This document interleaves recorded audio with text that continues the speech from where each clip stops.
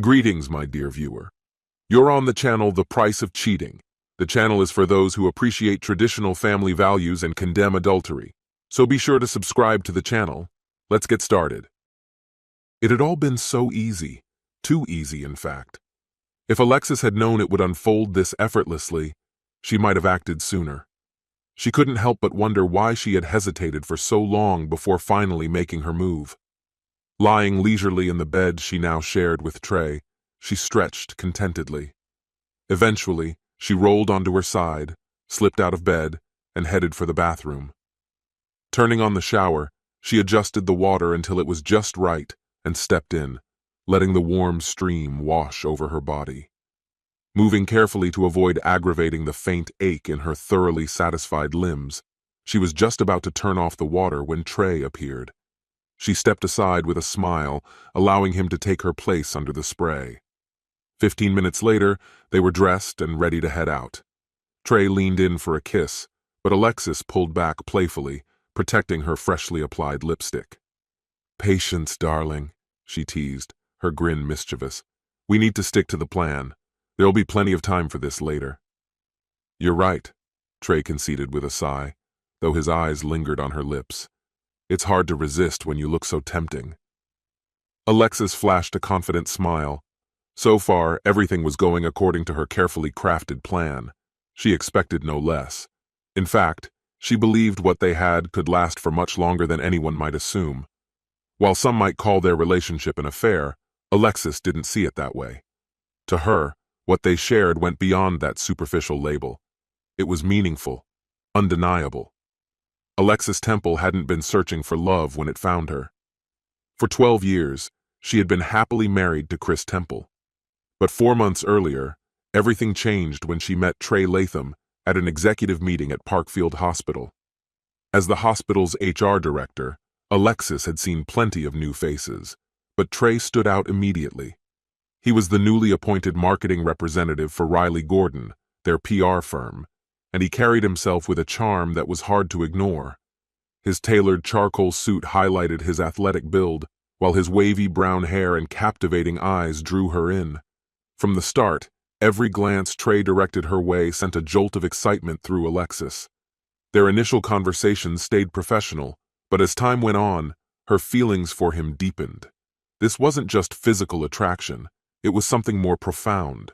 She didn't feel guilty, nor did she regret it. Meanwhile, Chris Temple spent a quiet Saturday going through the mail. Amid the usual bills and advertisements, he found 2 envelopes from the state, each containing a license plate sticker and updated vehicle registration. After handling his own, he moved to Alexis's car. However, the glove compartment was locked, a detail that annoyed him. Muttering under his breath, he fetched her keys, unlocked the compartment, and placed the registration inside.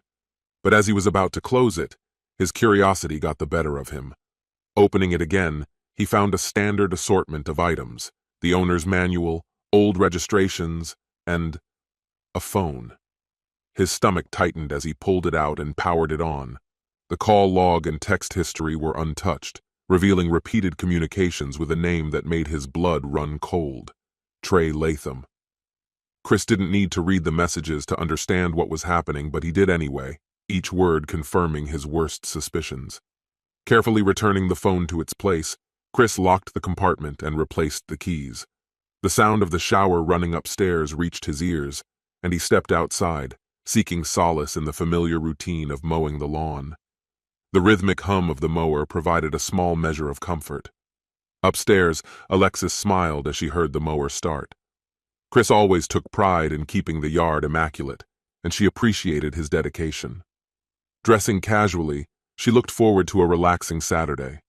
To her, life felt perfectly balanced: a loving husband, 2 wonderful children, a successful career, and the thrill of a younger lover who filled the gaps in her life she hadn't known existed. For the past year, her affair with Trey had brought her a sense of exhilaration she hadn't experienced in years.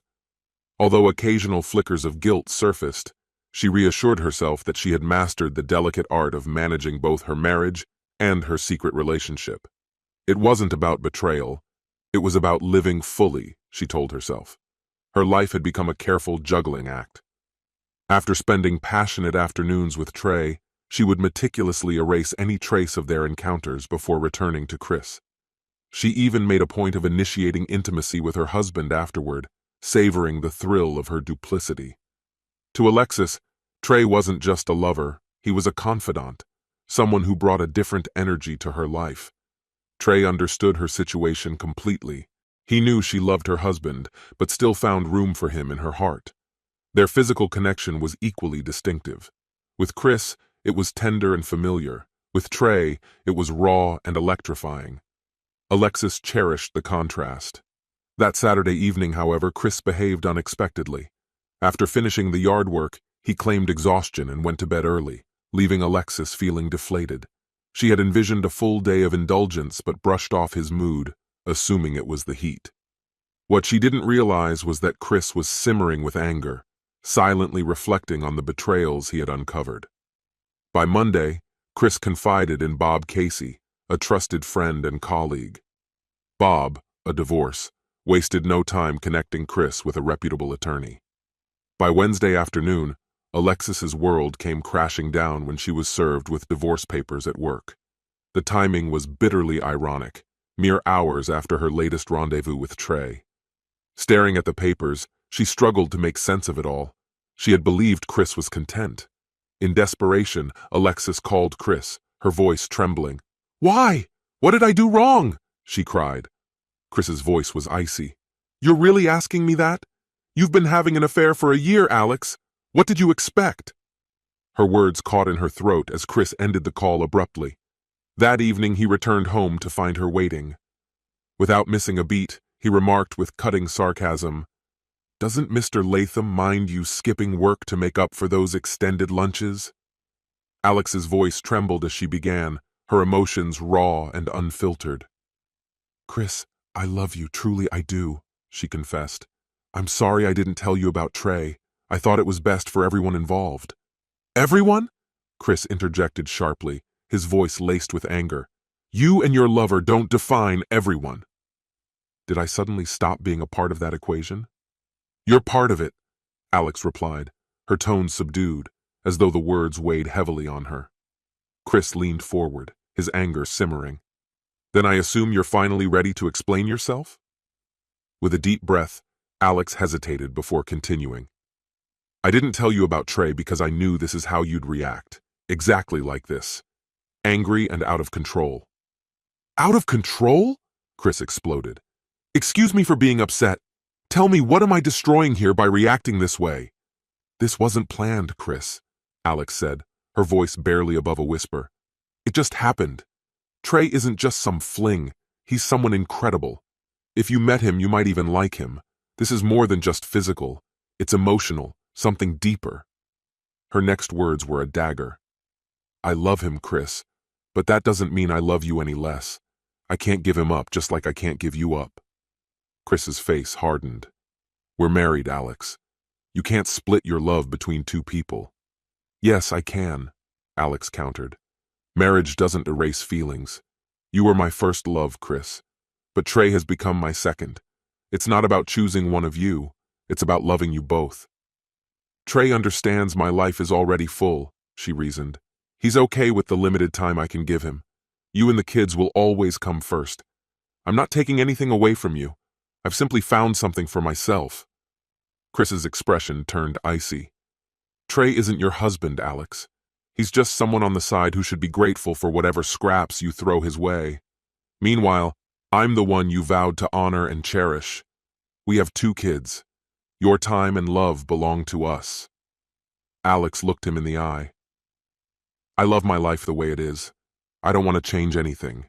I need all of it. You, the kids, and yes, Trey too." "And I didn't sign up for a wife who cheats," Chris retorted bitterly. "But I guess life doesn't always give us what we want." He stared at her, his voice steady but full of hurt. "Do you even remember the promises we made on our wedding day? Love, honor, cherish. How does betrayal fit into that?" "You're twisting this," Alex shot back. "This isn't some dirty affair." "To you, maybe," Chris said coldly. "But from where I'm standing, it's exactly that." Their heated exchange was abruptly interrupted by the sound of their teenage children, Josh and Kayla, descending the stairs. Both looked uncomfortable, their unease betraying that they had overheard much of the argument. "I'm sorry you had to hear that," Chris addressed them, his voice softening. "We'll handle this like adults. But yes, your mother and I are divorcing." "No, we're not," Alex cut in sharply. "Your father won't tear this family apart over something that only affects him." Chris scoffed. "Something that only affects me? Really? I'm not the one who broke our vows." Kayla's voice cracked as she confronted her mother. "How could you, Mom? How could you do this to Dad?" Alex's face tightened. "Watch your tone, young lady. I'm still your mother." Kayla didn't back down. "Only because I can't divorce you," she shot back, storming upstairs in tears. "Well, that was helpful," Chris muttered dryly. He turned to his son. "Josh, go get your sister. We need to talk about this as a family." Once the four of them were gathered, Chris laid out his plans, his voice steady but resolute. "I'm filing for joint custody. Alex won't get primary custody of you two." "You can't take my children from me!" Alex exclaimed, her voice rising. "I'm not taking them," Chris said firmly. "But you don't get to cheat and then push me into the role of weekend dad." Josh broke the tense silence. "Who is he, Mom? The guy you're cheating with?" "That's inappropriate," Alex snapped at her son. "No, it's not," Chris interjected. "They're old enough to know the truth." He went on to reveal everything he knew about Trey Latham. Alex sat in stunned silence, realizing just how much her husband had uncovered. She had always thought she was the one in control, but Chris had blindsided her with his resolve and insight. "There will be no divorce," Alex declared suddenly, rising from the table and beginning to clear the dinner plates. "I'll make him see reason." The children exchanged skeptical glances, their trust clearly shaken. Chris, however, simply shrugged, unwilling to be drawn into another argument. After dinner, the kids retreated to their rooms, but not before Josh gave his father a reassuring pat on the shoulder. "We've got your back, Dad. Just tell us what you need." "Thanks, son," Chris said softly, his gratitude evident. Later that evening, Alex sat alone in the dimly lit living room, a book lying unread in her lap. Her mind raced, replaying the day's events. Just that morning, she had felt untouchable, certain that her carefully balanced life was perfect. But now, the threads were unraveling faster than she could grasp them. Her love for Chris, her passion for Trey, and the precarious illusion of control she'd maintained were all slipping away. Meanwhile, Chris sat in the common room, the flicker of the TV reflecting in his calm yet determined expression. Alex knew he wouldn't tolerate her infidelity. For years, she had convinced herself she held all the cards, but now she wondered how she had so profoundly misjudged him. Trey, blissfully unaware of the storm brewing, had always been content with the slivers of Alex's life she could offer. She had told herself that loving him didn't diminish her love for her family, that she could have it all without consequence. But now, as her secret lay bare, she realized the delicate balance she had created was nothing more than a house of cards. Whether Chris could forgive her or not was uncertain, but one thing was clear. Her once orderly life was now spiraling out of her control, and she had no idea how to stop it. Trey leaned back, sandwich in hand, and remarked with a casual smile, "Honestly, Alex, if the divorce goes through, it just means more time for us to hang out. Not a bad trade-off for me, though I'm pretty sure that's not what you want. Do we really have to go through with this?" "I hope not." Alex sighed, her voice tinged with determination. "I'm hoping I can help him see my side of things. He's always been a fair man, and I know he still cares. If I can just appeal to his sense of reason—" "Appealing to his reason might not be enough," Trey interrupted. "If it were up to me, I wouldn't let go of a single part of you. Why should he feel any differently?" "Because he loves me," Alex said gently. "And I love him too. I just need to make him understand that keeping things as they are makes me happy. Nothing about this takes away from what we have together. But until I can convince him, we need to be careful," she added, her tone firm. "I don't want to rub anything in his face. That'll only make it harder." Chris wasn't surprised when Alex skipped her Saturday routine. He assumed she was trying to avoid attention, especially when it came to Trey. yet he couldn't resist testing her resolve when the opportunity arose. "You might as well just run off to your boyfriend," Chris said bluntly one afternoon as they sat in the living room. Their kids' laughter filtered in from outside, an almost mocking contrast to the tension inside. "I've already filed for divorce and I'm not backing down." "Filing doesn't mean it's final," Alex countered, her voice sharp. She fixed him with a steady gaze. "Do you love me, Chris? Do you love me and the kids less than I love you?" Caught off guard, Chris hesitated before replying. "I love you and the kids, but it's different," he admitted. "What are you trying to say?"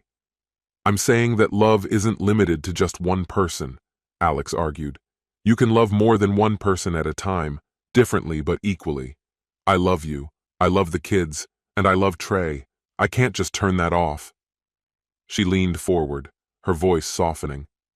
"Chris, I love you. You're my husband, the father of my children. You get most of my time, most of me. But I also love Trey, in a different way. He understands his place, even if he wishes it were more." Chris shook his head, frustration written all over his face. "If you really loved me as much as you claim, you'd recognize what's most important and let the rest go. Why can't you just be happy with what we have?" "Because this is what makes me happy," Alex replied. "Why can't you accept that?" "Because Trey isn't part of this family," Chris shot back. "He can't be. That's not how families work." "Families are what we decide to make them," Alex retorted, her voice steady. "I want Trey to be included in ours." Chris's voice turned cold. "You want me to be okay with you having a lover on the side? That's not happening. And for the record, my love for you isn't what it was 2 weeks ago. You've chipped away at it over the past year with your disrespect." Alex's eyes widened in disbelief. "I haven't disrespected you. I've loved you just as much as I always have." "If this is what your love looks like, then you've never loved me the way I've loved you," Chris snapped. "You wouldn't have let someone else into our marriage if you did." "He's more than just a lover," Alex said quietly. "Trey feels like a second husband." Chris scoffed bitterly. "Yeah, a younger husband." As tensions escalated, Chris began sleeping on the couch, refusing Alex's pleas to return to their bed. "We can't fix this if you won't even try," she said in frustration. Her anger boiled over during a meeting with their lawyers when the subject of selling their house came up. "You can't be serious about selling the house," Alex exclaimed. Chris met her gaze with a resolute expression. "We need the money to afford separate homes." "Fine," Alex shouted. "I'll leave Trey, I swear." Chris's laugh was humorless. "Promises don't mean much coming from someone who's already broken her vows." "This isn't about winning," he added, his tone softening. "I've already lost. We've all lost, especially the kids." Ashamed, Alex lowered her head. "What if I let you have your own affair? Would that make things fair?" Chris sighed heavily. "You still don't get it, Alex. I never wanted anyone else. I just wanted you." The situation grew more complicated when Alex's parents, Velma and George, called Chris, alarmed and confused about the divorce. Chris assumed Alex had told them, but quickly realized she hadn't. "I thought she'd explain everything," Chris said apologetically. George's voice was incredulous.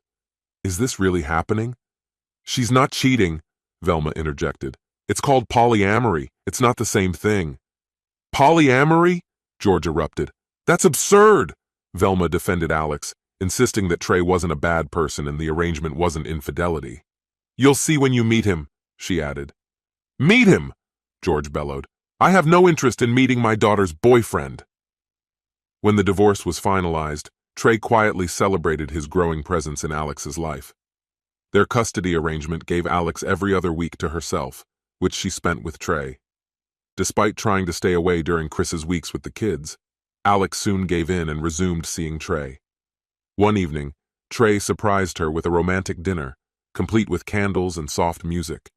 The gesture touched Alex deeply, a stark contrast to the simplicity of her life with Chris. After dinner, they danced slowly, and later that night, their closeness affirmed Alex's hope for her new life. The next morning, lying in Trey's arms, Alex felt a cautious optimism. As Trey held her close, he reveled in the deepening bond between them, convinced that this new chapter marked the start of something wonderful for them both. "Ugh, I have to move now or I'll be late," Alex muttered, darting around her room in a rush. "Why don't we shower together? Might save some time," Trey quipped with a teasing grin. "That's not going to help," Alex replied sharply, shutting down the suggestion. "Just wait until I'm done." It was Friday night, a significant evening for the two of them. It marked their first outing as a couple. They were heading to a cozy little restaurant Alex had chosen for the occasion. She opted for a sleek, short red dress, perfect for the romantic atmosphere. "You look incredible," Trey remarked, his eyes full of admiration as they prepared to leave.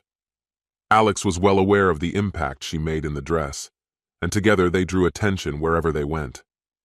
Throughout the evening, she noticed the lingering gazes of several men, though she pretended not to.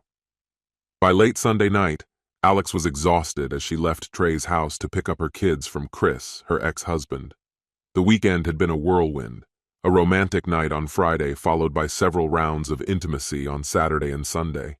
Keeping up with a 29-year-old partner was proving to be more draining than she'd expected. A month later, driving once again to collect her children, she felt an odd combination of fulfillment and emptiness. Trey certainly met her physical needs, but Alex couldn't ignore the nagging feeling that something deeper was missing. The more they explored their physical connection, the more distant their emotional bond seemed to grow. As she glanced at a faint scratch on her wrist, a souvenir from the time Trey handcuffed her to the bed, she felt a shiver of discomfort. The experience had been thrilling in the moment, but in hindsight, it left her unsettled. She'd hesitated when Trey introduced the cuffs, but went along with it, only to later feel diminished. The memory made her reflect on her relationship with Chris, who had always treated her as an equal. She tried to dismiss her discomfort, attributing it to their age difference, but the feeling lingered. For now, Alex kept Trey separate from her children's lives. They only knew him as someone she saw during work hours, and she planned to keep it that way until she was sure about the relationship. On Wednesday, Alex tried reaching Trey, but he didn't answer. By Thursday, still with no response, she grew worried and called his workplace. The receptionist was hesitant to provide information, but after Alex explained she was Trey's girlfriend and expressed concern, she relented. "He's in the hospital," the receptionist revealed. "He was attacked outside his favorite bar on Tuesday night." Stunned, Alex rushed to the hospital. 15 minutes later, she stood at Trey's bedside, taking in his battered appearance. His face was swollen, his nose broken, and his ribs fractured. "Why didn't you tell me?" she demanded. "I had to find out from your receptionist. 2 days later." Trey, his voice strained from the injuries, responded grimly. "Your ex-husband is behind this. He didn't do it himself, but he paid some guys to jump me." "That's ridiculous," Alex countered. "Chris wouldn't do something like that. He's not violent." "You don't know him like I do," Trey growled, "but the cops will get to the bottom of it." Frustrated and confused, Alex called Chris and confronted him. "What are you talking about?" Chris asked, bewildered. "Trey says you orchestrated this," she accused. "When the police come for you, don't expect me to defend you." "Believe what you want," Chris replied calmly before hanging up. When police questioned Chris at his home, he welcomed them with coffee and answered their inquiries with composure. They quickly determined he wasn't involved, and a month later, he was officially cleared. Weeks after the incident, Chris shared a drink with his father-in-law, George, at a local bar. "Thanks for taking care of that," Chris said quietly, raising his glass. "Don't mention it," George replied. "Alex's behavior has been hard on everyone, but you've been a good father through it all." As Alex's relationship with Trey unraveled, she found herself drawn to a polite younger man named Delman LaFleur, whom she met at a Starbucks. At 25, Delman was charming and attentive, and soon Alex began seeing him. Just as Trey had once filled the role of her second husband, Delman now stepped into that space. She convinced herself that Trey didn't need to know unless the relationship became serious. At home, Alex's children began noticing her frequent absences, which she attributed to gym sessions. Eventually, her son Josh brought it up with Chris. "Dad, she's off with someone new again," he said flatly. "Show some respect," Chris advised. "She's still your mother." Respect? Josh shot back. She's the one who tore this family apart. Though Chris couldn't argue with his son's words, he kept his thoughts to himself. Silently, he wondered if Alex would ever learn from her mistakes. Chris had long protected his children from the harsh reality of their mother's infidelity. Being young, they had never questioned the past, and Chris resolved to address that chapter of their family history at a later date, perhaps next week while they stayed at Alex's. Borrowing a friend's car for discretion, Chris parked a block away from Alex's home, armed with 2 Dunkin' Donuts and a coffee for company. Alex, meanwhile, was deep in her own world, her mind replaying the events of her morning with Delman. She remained blissfully unaware of Chris's watchful eyes. From his hidden vantage point, Chris smirked as Alex's car rolled into the driveway of a duplex. He jotted down the address while taking a bite of his Bavarian cream donut. His timing was spot on. Just as he looked up, a tall, shirtless young man in gym shorts opened the door and kissed Alex. Shaking his head, Chris muttered, "She sure has a type, big, young, and clueless." Curious, Chris pulled out his phone and searched for the man's name, which clicked into place after a few moments of online sleuthing. What he found made him chuckle. "Thank you, Google," he whispered, before dialing a number. Trey Latham, the young man in question, frowned as an unknown number lit up his phone screen. Though tempted to ignore it, he reluctantly answered. "Trey Latham, who's this?" "You don't need to know who I am," Chris replied icily, "but I can give you information you might find useful." Trey's voice turned defensive. "If you're calling to apologize, don't bother. It's too late." "Apologize? For what?" Chris shot back. "No, I'm here to do you a favor you probably don't deserve. Do you know where Alex is right now?" Trey's irritation flared. "With your kids, I assume?" "Not exactly," Chris said dryly. "She's with someone else. Fits her usual pattern. Big, tall, and probably too young to rent a car. Her next fling might need a prom date."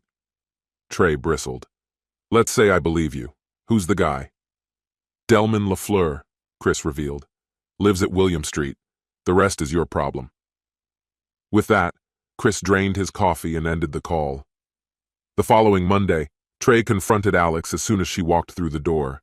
His fury erupted, though he kept his distance. "What the hell, Alex? How long has this been going on? I told you, I don't share." Alex's smirk was sharp and unapologetic. "Funny how that works," she said coolly. "It was fine for you to wreck my marriage, but now you're upset when someone disrupts yours?" Her voice softened, almost taunting. "Delman and I have been together for months. I care about him just like I care about you." Trey's response was immediate and biting. "Your first husband left because of your lies. What makes you think I'd stick around? No one's worth this kind of chaos. You're a disaster, Alex." Her face fell, but she still clung to hope. "But you love me." "Not enough," Trey replied, walking out without looking back. 2 weeks later, Trey's life took an unexpected turn. A sharp, searing pain struck him while he was at work. Staggering back to his desk, he dialed his doctor, who insisted on an immediate visit. After treatment, the nurse handed him a notebook, asking for the names and contact information of his recent sexual partners. Reluctantly, Trey provided one name, Alex Temple. The nurse probed further. "Do you know if she's been with anyone else recently?" Blushing with anger, Trey admitted, "Yeah, she's seeing Delman LaFleur and maybe her ex-husband Chris. I can't be sure." The next day, Alex received a call from the clinic. Her stomach churned as the nurse asked for a list of her sexual partners. "Trey and Delman," she admitted tersely. "Anyone else?" the nurse pressed. "No, just them," Alex snapped, her embarrassment palpable. Not long after, Trey called Chris under the pretense of a favor. "Hey, thought you'd want to know. I tested positive for gonorrhea. Alex is my only partner, so it's from her. You're not involved with her, are you?" "Absolutely not," Chris replied with disdain. "And I'm not surprised." For Chris, the drama only confirmed his decision to stay single. After 8 years of peace, he had no intention of returning to the chaos of marriage. One evening, after a workout at the YMCA, he stopped for a Gatorade at the vending machine. A woman ahead of him took her time, unaware of his presence. Clearing his throat, Chris startled her. She turned, smiling warmly. Her long black ponytail swayed as she stood in form-fitting workout clothes that she wore with effortless confidence. "Nice line," she teased, her eyes sparkling. Chris raised his hands in mock surrender. "Not a pickup line, I swear." Her laugh was genuine. "Relax, I'm kidding. I'm Jade. And you?" "Chris Temple," he replied, grinning. "Now could you hurry? I'm dying of thirst." Their chance encounter blossomed into something unexpected. A year later, they married. Chris admired Jade's sharp wit as much as her elegance. At 51, she was older than she looked, and they bonded over a shared intolerance for dishonesty. "I don't do infidelity," she declared firmly. "Neither do I," Chris affirmed. Their mutual commitment to loyalty became the bedrock of their marriage, a stark contrast to the betrayal-filled relationships of his past. This concludes the story. If you like it, then put your powerful like and subscribe to the channel.